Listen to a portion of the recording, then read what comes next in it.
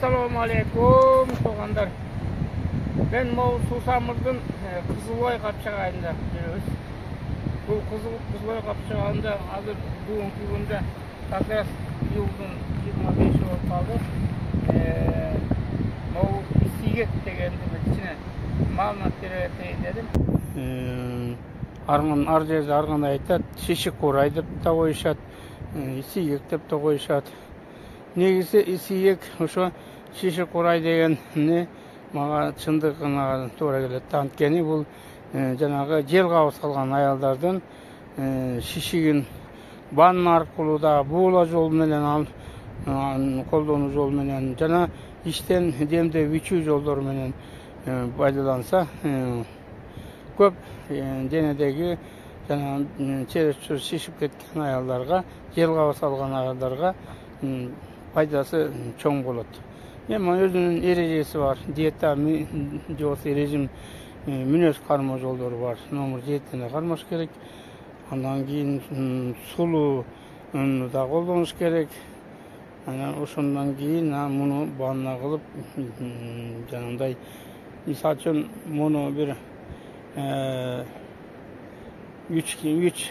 килограмм деп коелу, 3 килограмм 5 килограммга чейин майда туурап бага кургагандан кийин бир 100 литр кайнак сууга салып бир 3-4 мүнөт кайнатып, анан кийин дененин жылуулугундай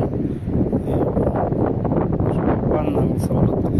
Анан жанагындай кедровый бочкалар чыгып атпайбы? Ошо кедровый бочкаларга дагы буула жолдор менен дагы пайдаланса болот. Анан ичүү эрежеси муну мисалы үчүн кургагандан кийин 15 грамм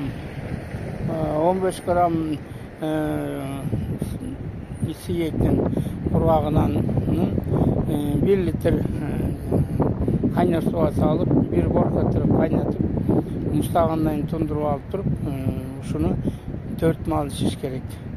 Эртең менен ачкарын 200 грамм, түштө, анан түштөн кийин жуп жатарда 4 маал ичип, 7 күн дайыма ичсе, жобосо 9 күнгө чейин ичсе болот. Эми көтөрүмдүүлүккө жараша 3 күн, 5 күн, 7 күн, 9 күн ичсе болот. Анан баа ошентип ичип туруп,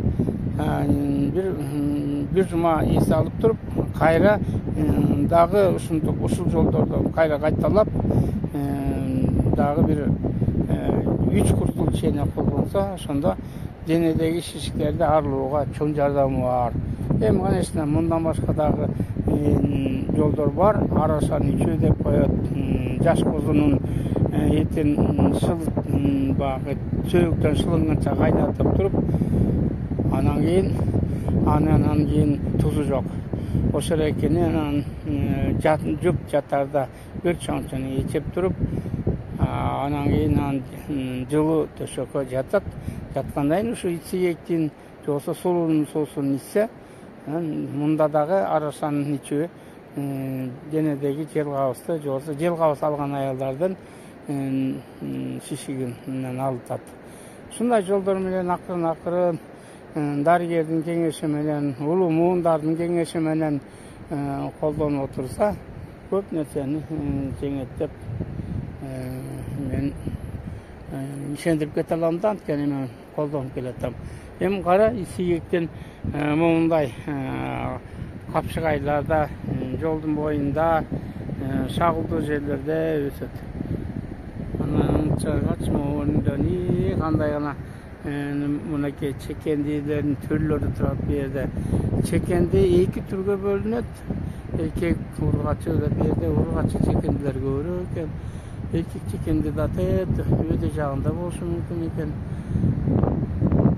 Мен эң десе бүгүнкү темабыз ошо исигек боюнча болот. Исигек жел кабыс алгандарга ичүүгө, ванна жасоого чоң жардам бар. Бөтөнчө шишик басып кеткен аялдарга чоң пайдасы бар.